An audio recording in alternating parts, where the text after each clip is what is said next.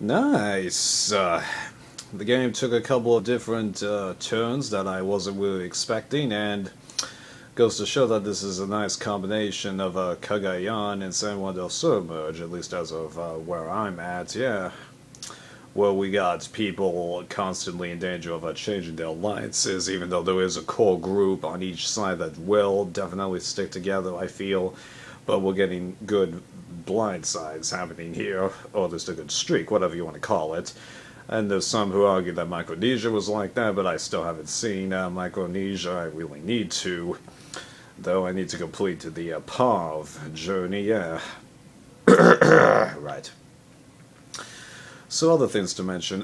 Why the heck did they change the rules back to where you've got the schoolyard pick of rewards, but you have an odd number of players, and that the odd person out actually has a choice for which team that they want to win? Jeff stated around Philippines that he was trying to change it so that they didn't have the ability to do that. So if you weren't picked, you don't participate. So why did they change back? I really wish Dalton Ross had asked that, but he didn't. So what's up with that? Yeah. Then as for Julia gaining a little bit more importance again, well, I found that kind of surprising because I didn't feel like she was getting that good of a role, you know, to a stick for herself, but I guess getting that immunity really helped her out, because I do believe that had she lost that, she would have gone, yeah. And how would I have felt about that? I just figured it would have just been a clever move, you know, just get rid of fewer question marks, yeah. Don't think that would have been a really bad situation. Okay, and then Ty actually firmly staying with Scott and Jason. That was a little bit of a shock, but at the same time it does make the idol theme more interesting. And I can't remember if Ty is allowed to give the idol to somebody else if they're getting more votes, because back in Cook Islands in Panama, Exile Island, you were allowed to give the super idol to somebody there. Although in Cagayan, I don't think Tony was allowed to do that, so maybe it's still the same thing. I don't know though, because it's a different entity issue here, and just because he has two idols, I don't think that automatically means that they're super idol. I think he actually has to do something, so I think that there's a tad bit more to this behind the scenes that we're not entirely figuring out, but I'm sure we're going to learn more about this, so yeah. Why do I keep saying we when actually all of you guys for once have seen the season, whereas I haven't? Why do I do that? I guess I just can't change my style where I feel like I'm directly talking to people there, because like those times where I phrase it as if I'm directly talking to Jeff, even though there's no way he's seeing this, and even if he did, he'd just go, yeah. Oh, brother. And then the move to blindside Debbie, well, given her behavior, in a way, I did have a part of me that felt like this probably would happen eventually, so I wasn't like overtly shocked that somebody made the decision to target her for this reason, although the circumstances leading up to it were definitely interesting, and then the look on those people's faces at Tribal, nice, but the interesting thing is, both sides can argue that they've got a better situation because of this, because the Girls Alliance plus Joe can argue that they've lost fat, and then the guys with the idols can argue, oh yeah, we got a free pass, showed you, even though that really reminded me of the Free Amigos, which, as you guys know, I was rooting against the whole time, and Jeff still has never provided an explanation as to why he put that second idol there. Just, am I the only person that realized this situation? Because, like, I even went on to the video of, on one of the CBS pages, I can't remember where it is, and read through all the comments trying to see if somebody had noticed that, there was the idol there that wasn't supposed to be there, and I think I even left a comment, which I later deleted like several months down the line, and nobody really seemed to notice this. Huh? What the heck is up with that? Yeah. Right. Oh yeah, and I only just realized as I was watching this episode that I didn't bother with top picks. Well, I guess I'm in like a blood versus water situation where I just can't really do it. But this whole season has kind of felt a little bit more simple. You know, I just wanted to sit back and enjoy myself, and I'm enjoying myself. I can't even fully decide which side I want to support because they're both interesting for just reasons, I feel. So there you go. Well, that was interesting. I'm trying to remember the last time we had somebody totally, go against an alliance that we know we don't totally expect them to, but I'm having a tough time doing that. You can argue that it happened last season, but I don't really feel like you can totally apply the concept. And then like John and Jacqueline and Will from their respective seasons, the seeds were there, that they were going to probably go for a while now, so yeah, I'm having a real tough time thinking of another tie situation here. And that was a very interesting decision, even though, to be fair, in a way it did kind of come out of nothing, because in a way, I feel like this was the edit kind of throwing us off, because like, Cindy decided to stick it to Scott and Jason. I feel like there was a lot more to that than based on what we got, because like I don't entirely understand her motives for flipping, even though she does appear to have made it clear that there was just motivation. And like Ty here, some of the treatment that he got, I just don't buy into it, honestly. Yeah. Although in a way, I don't know.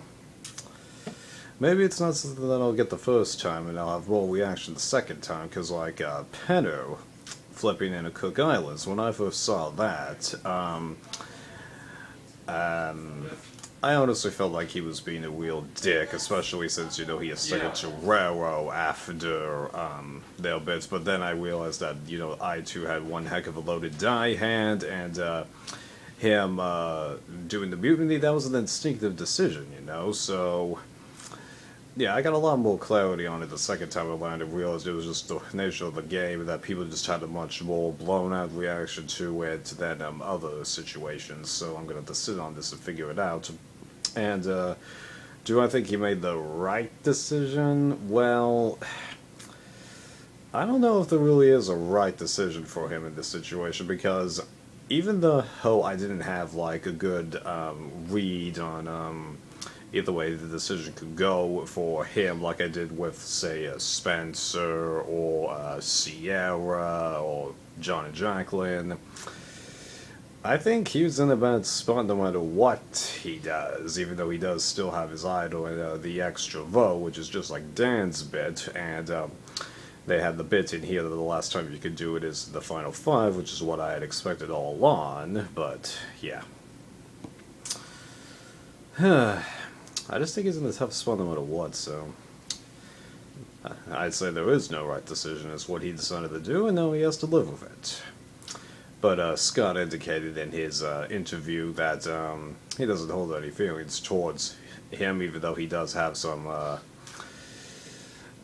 arrogant bits that was still existing, in his edit that he was getting on the show. But as I've stated repeatedly, it's pretty hard to not act like you're arrogant on these kinds of shows, so yeah. Let's see here, is there anything else to discuss? Yeah, actually, Julia's edit. I don't know if I really am comfortable with my feelings on her, because, like, it's odd, because, like, one moment it seems like she's gonna switch over with the guys, and then here it looks like she was full-on blown with the women plus Joe, but in the next time bit, it's like, oh yeah, I'm out for blood. Just, what's her thought process? Even though we did have the bit from Aubrey that she doesn't trust Julia, so that could be the hint of something bigger, but this just doesn't feel natural. Not what I expect. I don't know, though. I don't know. Post-Philippines, this show has really changed and delivered quite a few surprises lately.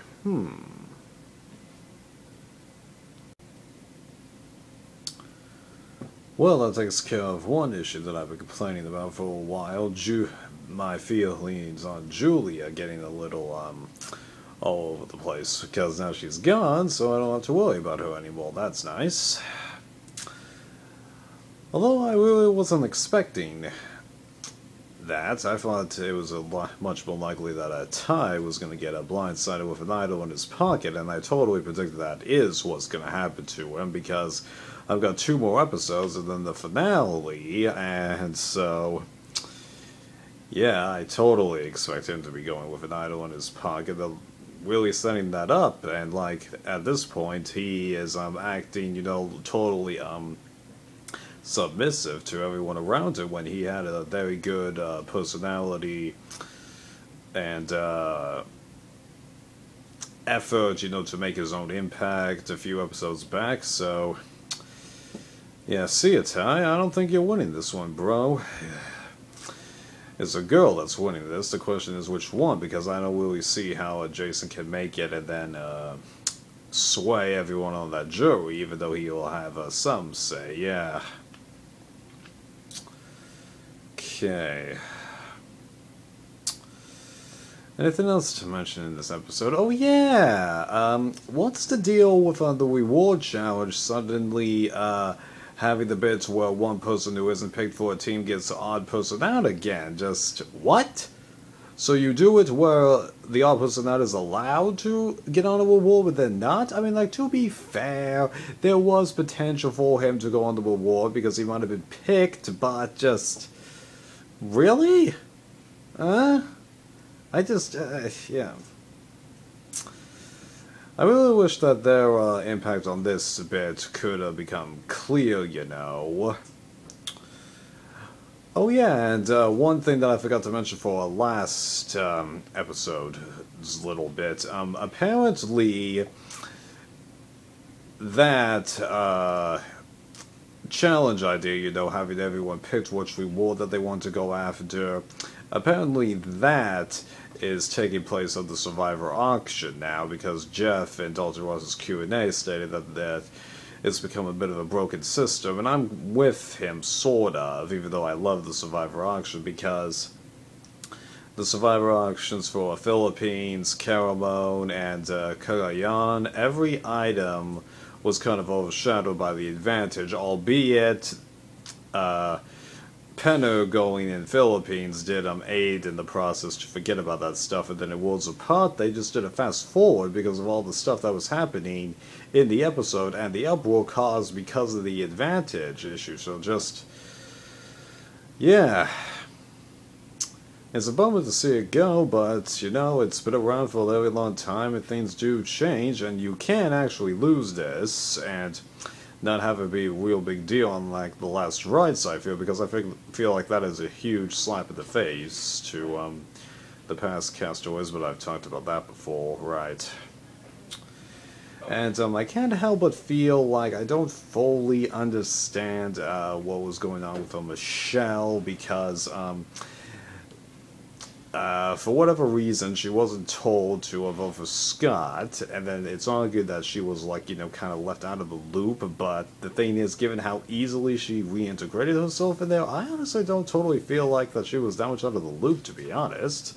Whatever she's gonna do, she was gonna do anyway. Same thing with, like, Sydney, Yeah, so what's up with that? And then her full-on reasoning for, decided to vote out Julia. I wish we had a little bit more from her on that bit. It could be that we might be able to figure it out some more, but I don't know. And I'm trying to remember back to when it was the Free Beauty Girls versus the Free Beauty Guys, and I'm trying to remember whether Michelle or Anna got more airtime. I think it was actually Michelle who got the first couple of confessionals, but I could be wrong on that. Because everyone was hyping Anna, to be, like, the ringleader, but the thing was, I had a little bit of a tougher time remembering her name. I was able to remember Julia because she had a different hair color, and then Michelle, I do recall getting some confessionals from her, but Anna, I'm having trouble, so I don't know. I might say something, yeah. Yeah. I think I've talked long enough about this.